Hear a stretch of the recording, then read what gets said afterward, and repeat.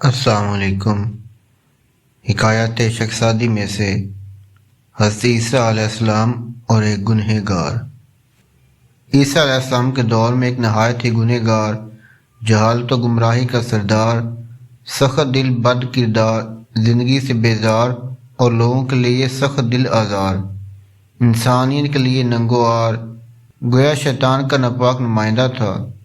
سر عقل سے خالی مگر غرور سے بھرا ہوا، جبکہ پیٹ حرام کے لقموں سے بھرا ہوا۔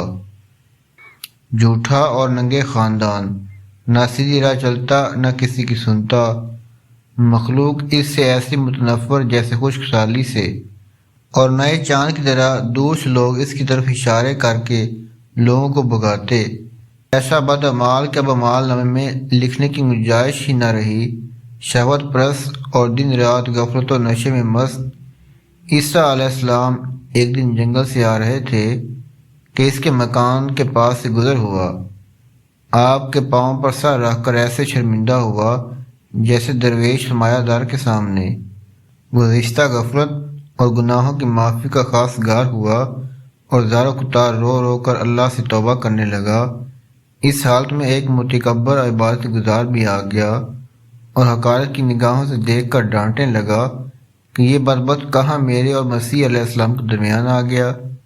یہ کتنا بدبخت ہے، مجھے تو اس کی صورت سے بھی نفرت ہے، کہیں ایسا نہ ہو کہ اس کی آگ میرے دمن میں بھی لگ جائے۔ اے اللہ، قیامت کے دن مجھے اس کے ساتھ نہ اٹھانا۔ ابھی یہ باتیں کر رہا تھا کہ عیسیٰ علیہ السلام پر وحی نازل ہوئی کہ دونوں کی دعا قبول ہے۔ وہ گنہگار عاجزی کی وجہ سے جنت میں جائے گا، اور اس متکبر عبادت گزار کے چونکہ اس نے ساتھ حشر نہ ہونے کی دعا کی ہے لہذا دوزخ میں جائے گا۔ شخصادی ڈرامہ کی حکایت سے ہمیں سبق حاصل ہوتا ہے، اللہ تعالیٰ سے ڈرنے والا گنہگار اس ریاکار اور متکبر عبادت گزار سے بہت بہتر ہے جو لوگوں کو جہنم بانٹتا پھرتا ہے اور خود جنت کا ٹھیکیدار بنا ہوا ہے۔ تمام نئے ہمارے دوستوں کی گزارش ہے چینل کو سبسکرائب کریں اور بیل آئیکن کو ضرور پریس کریں۔ شکریہ۔